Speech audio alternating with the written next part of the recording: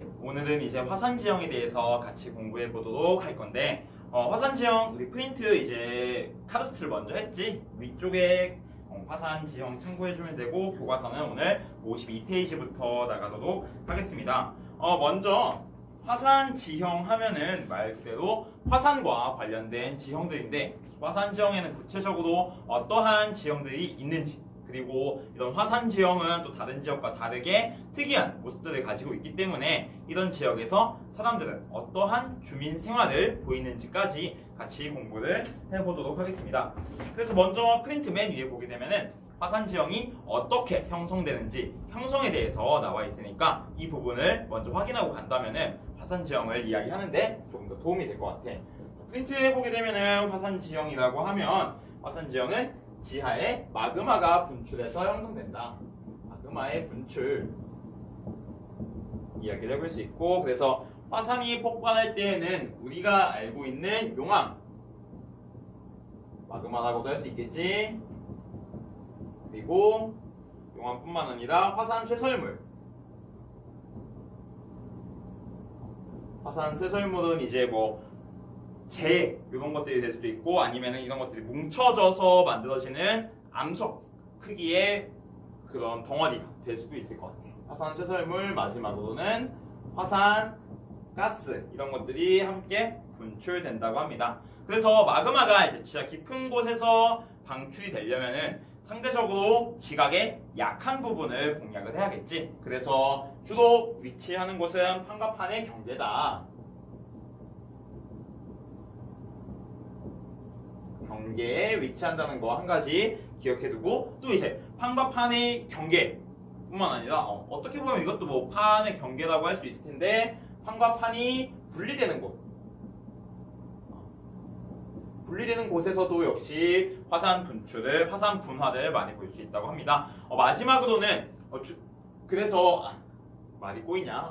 그래서 판과 판의 경계나 분리되는 곳, 이런 곳은 우리가 세계의 대지형을 하면서 이야기를 했었던 뭐 환태평양 조산대, 이런 곳과 같이 눈에 띄게 어떤 지각의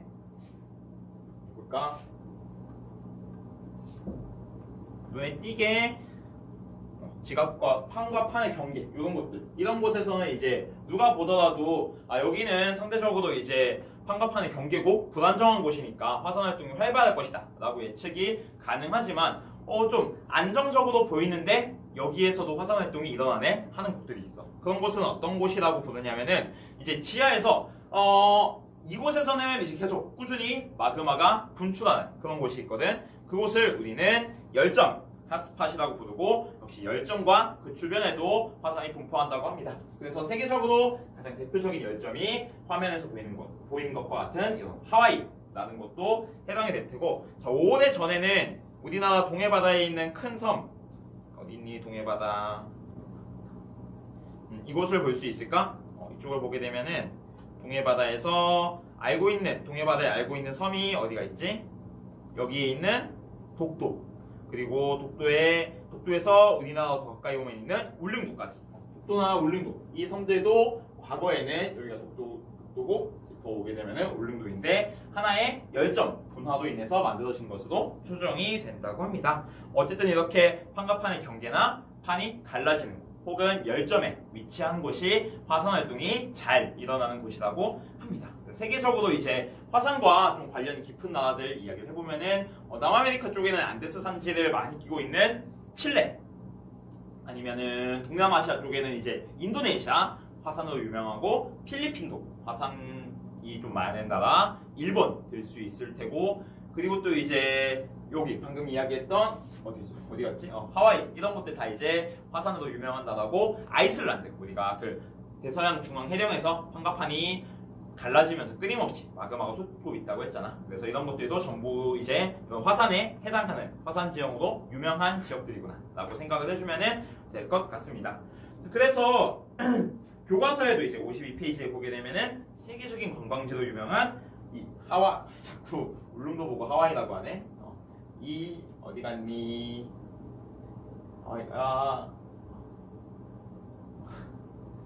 이 하와이 섬은 화산 활동으로 형성되었다라고 합니다. 그래서 화산 활동이 시작되면은 용암, 아까 얘기했던 대로 화산 쇄설물, 화산 가스가 전부 이제 분출된다고 하고, 특히 이제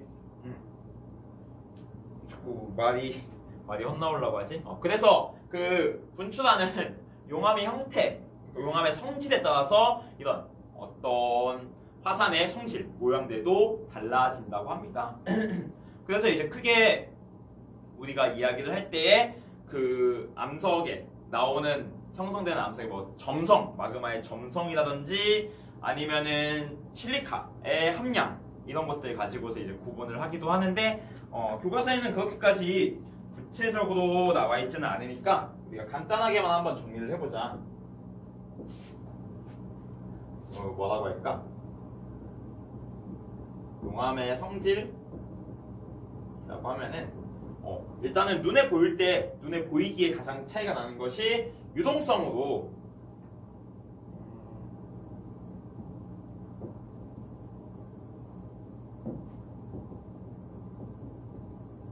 유동성 얼마나 잘 흐르느냐 아니면은 뭐 점성이라고도 이야기를 할 수 있을 것 같아. 그래서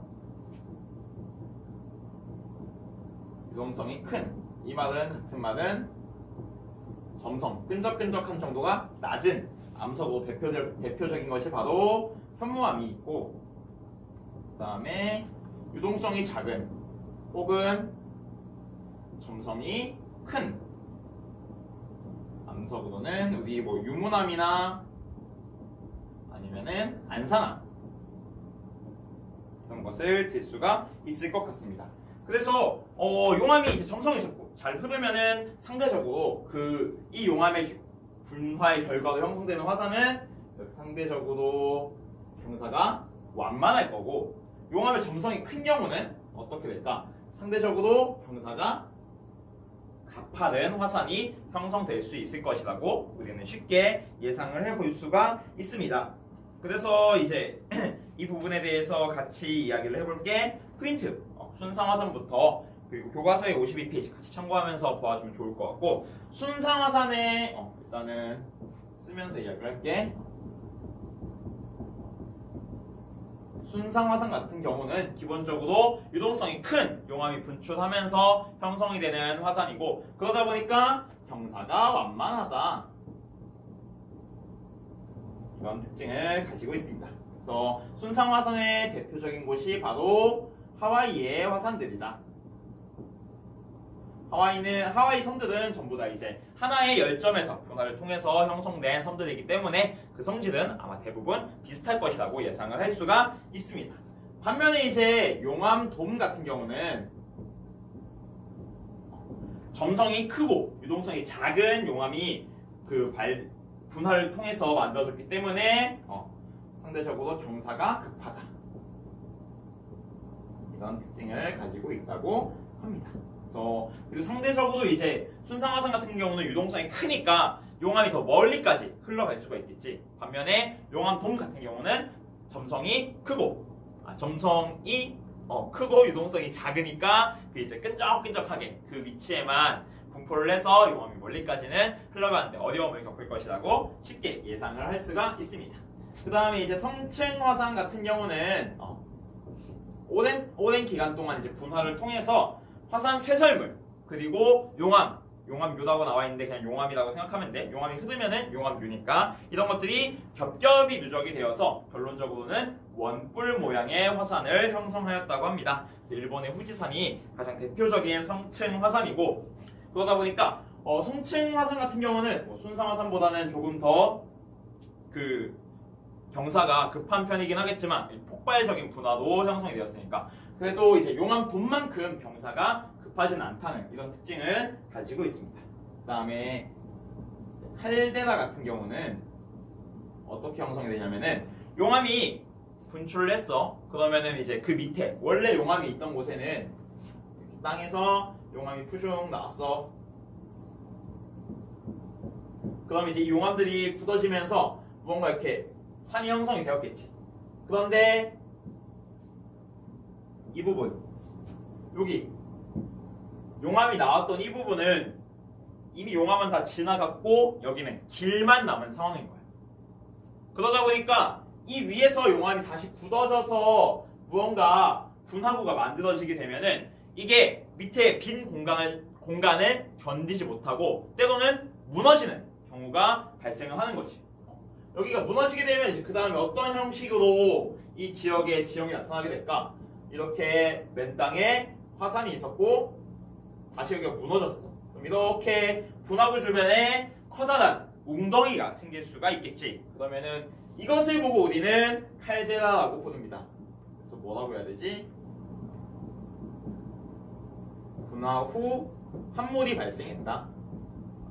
이렇게 이야기를 할 수가 있을 것 같고 어떤 지역은 이 지역이 그대로 유지가 돼. 그래서 그런 곳을 칼데라 분지라고 부르고 또 어떤 지역은 여기 이제 우목하잖아. 웅덩이잖아 말 그대로. 그러다 보니까 물이 고이는 경우가 있어. 그렇게 되면은 물이 고인 곳을 뭐라고 부르지? 호수라고 부르지. 그래서 이곳을 물이 고인 경우에는 칼데라 호라고 부르기도 합니다. 그래서 우리나라에서도 칼데라 분지와 칼데라 호를 두 개 다 볼 수 있는데 칼데라 분지 같은 경우는 울릉도에 있는 분지가 칼데라 분지에 해당해요. 나리 분지라고 부르거든. 그곳이 이제 칼데라 분지라면은 우리나라에서 볼 수 있는 칼데라 호는 백두산에 있는 천지가 칼데라 호에 해당한다고 합니다. 그래서 잘 흔히 헷갈리기 쉬운 게 어떤 거냐면은 칼데라 호랑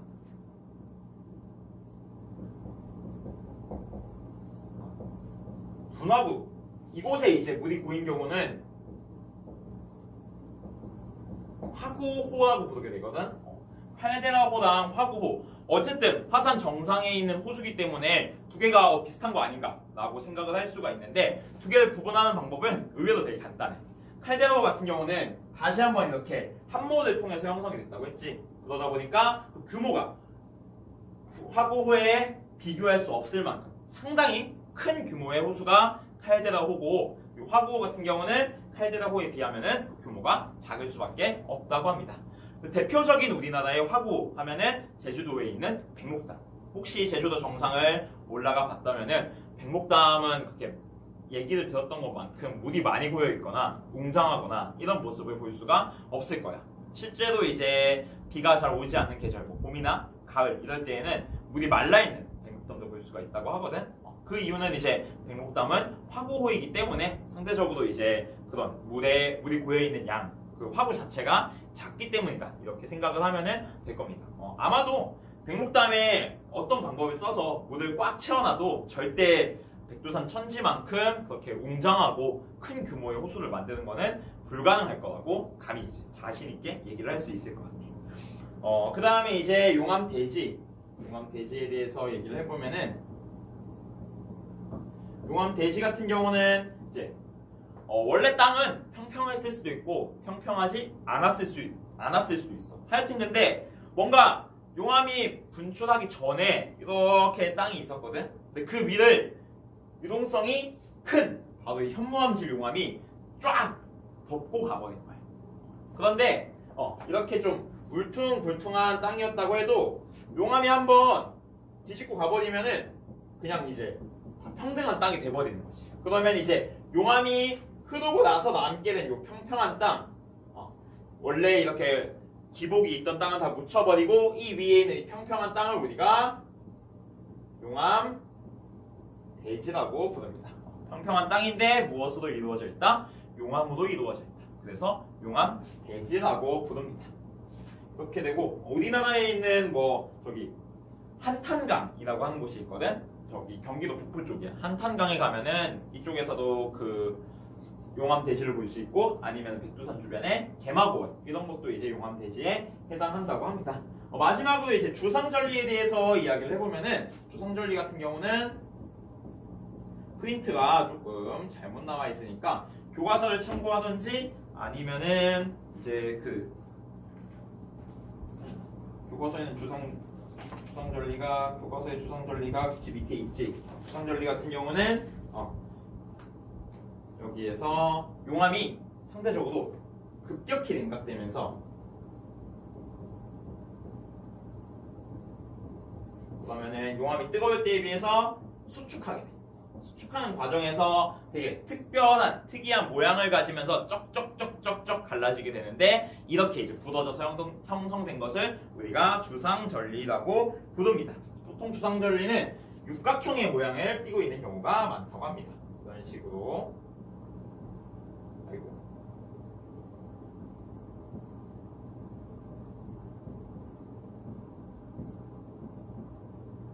뭐 이런 식으로 이렇게 쭉쭉쭉 기둥 모양으로 서 있는 이것을 우리가 주상절리라고 하고, 주상절리는 해안가에 보통 형성이 되어 있는 경우가 많은데 그 이유는 또 기용함이 흘러가다가 갑자기 바닷물을 만나. 그러면은 촥 하고 식겠지.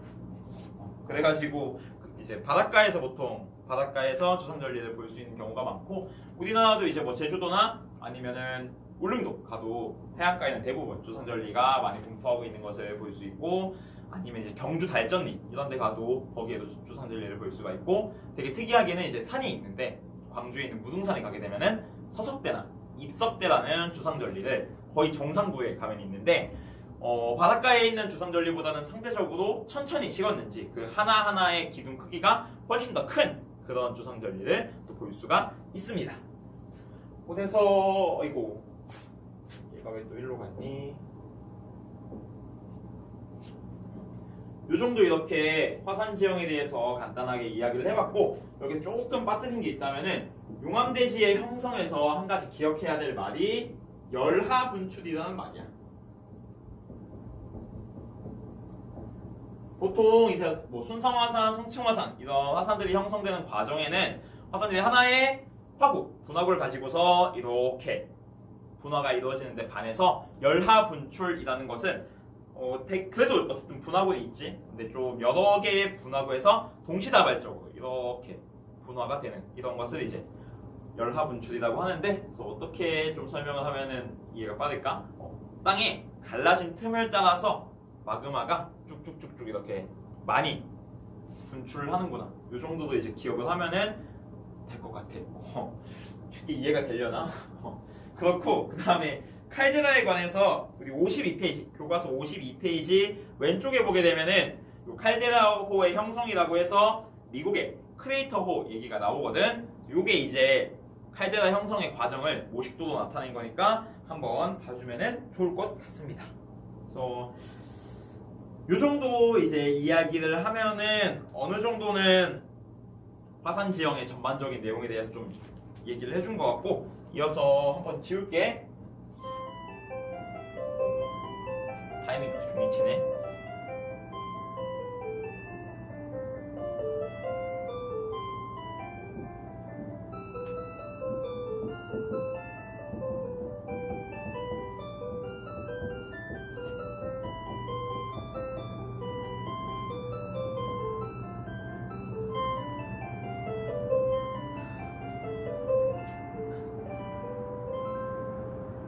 좀 길다. 화산지형과 주민생활에 대해서 요거 쓰면은 좀 끝날 줄 알았는데 종이 좀 더 끈질겼네. 그래서 일단은 교과서 내용을 봤을 때 우리 세계에 활화산이 약 850개 정도가 된대. 그래서 이 중에서 80%가 지난 대지형을 하면서 배웠던 환태평양 조산대 쪽에서 위치를 하고 있고, 그래서 일반적으로는 화산 하면은 화산 터지면 다 죽잖아. 많이 죽어. 그러니까 잘 사람이 안 살 것 같은데, 화산 지형에도 장점이 있겠지. 무언가 장점이 있어. 그러다 보니까 사람들이 잘 기억을 해줘야 돼.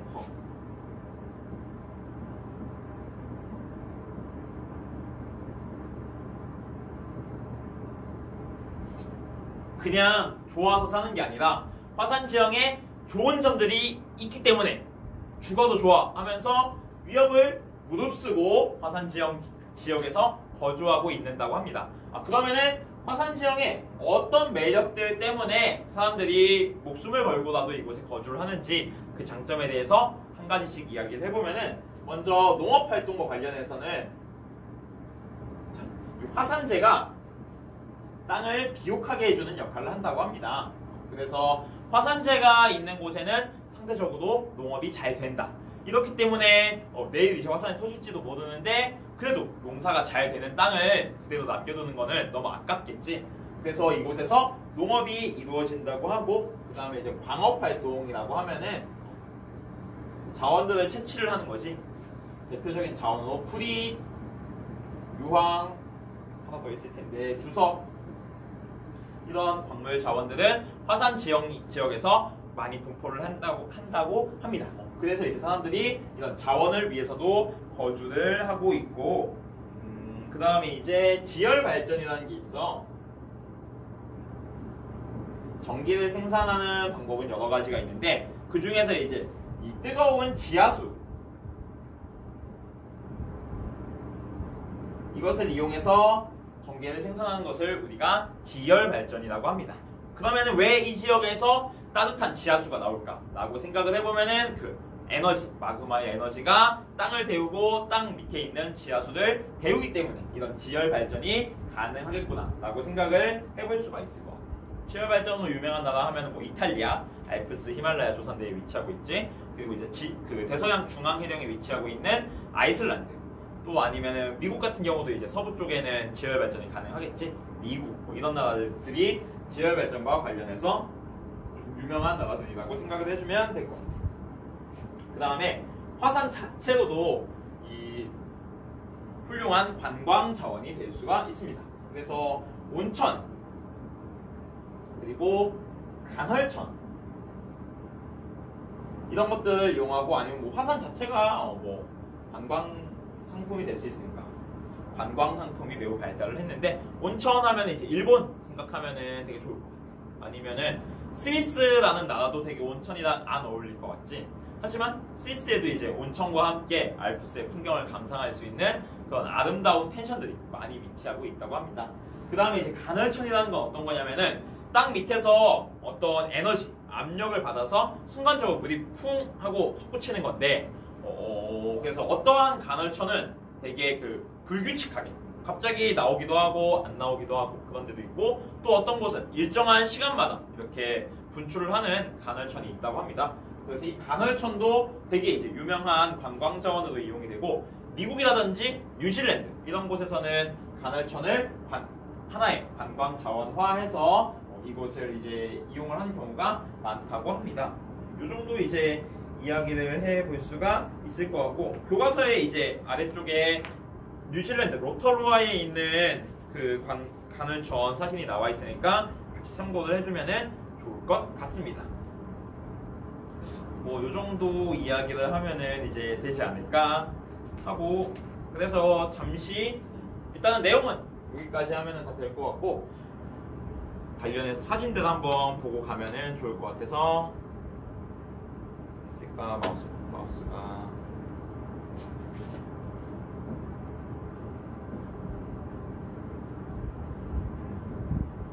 요게 이제 전형적인 순상 화산이야. 보게 되면은 경사가 아주 완만한 것을 볼 수 있고, 그래서 이제 이 용암은 되게 유동성이 컸구나 라고 추측을 해볼 수가 있을 것 같아요.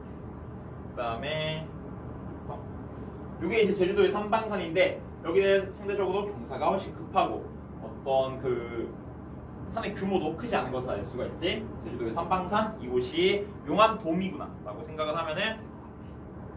그 다음에 이제 요거는 아까 얘기했던 그 성층 화산의 전형적인 모습. 그래서 일본의 후지산 사진을 준비를 해봤습니다. 그 다음에 요게 이제 여기가 칼데라 호수구나 라고 생각을 하면 돼. 화구는 사실 화구가 뭐 이만큼 클 수도 있겠지만, 화구는 상대적으로 그 크기가 더 작고, 칼데라는 한 번 더 움푹 꺼진 상태이기 때문에 규모가 크다라고 생각을 해주면은 좋을 것 같아요. 그 다음에 이제 여기는 우리나라 천원인데, 여기가 그래서 용암 대지야. 당겨볼까? 보게 되면은 이쪽에는 이 한탄강이라고 하는 강을 중심으로 해서 그 연화 분출 그리고 용암이 흘렀기 때문에 강의 양쪽을 보게 되면은 굉장히 그 경사가 없이 평평하게 땅이 있는 것을 볼 수가 있습니다. 그래서 지금은 대부분 논으로 이용되고 있고, 여기 이제 오대산 유명해서 이제 쌀 이름 오대미라고 하는데, 이쪽 여기 오대미가 생산되는 이 지역 전부 다 용암 대지라고 할 수 있습니다. 세계적으로는 또 아니면은 그 목화 재배로 유명한 인도의 데칸고원 이런 것도 용암 대지의 하나라고 할 수 있습니다. 마지막으로는 이제 여기 화질이 왜 이래지지? 이렇게 바닷가에 있는 국수 모양의 바위인데 다른 사진을 한번 찾아볼게. 화질이 너무 구지다.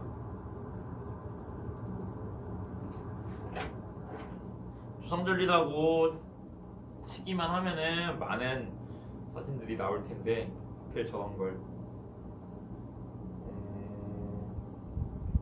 여기 이런 거 뭐야? 여기 이제 경주에 있는 경주 달전리 주섬절리일 거예요. 여기가 아니면은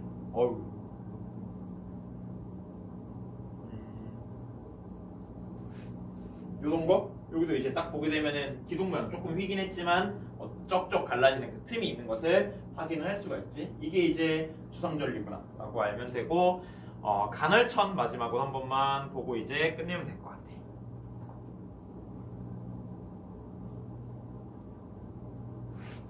이거 뭐 이제 갑자기 이거 왜 안 되냐?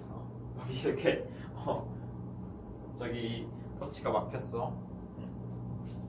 여기 이제 갑자기 여기에서 물이 쫙 뿜어져 나오는 거지. 지하의 압력으로 인해서 이런 곳을 간헐천이라고 부른다.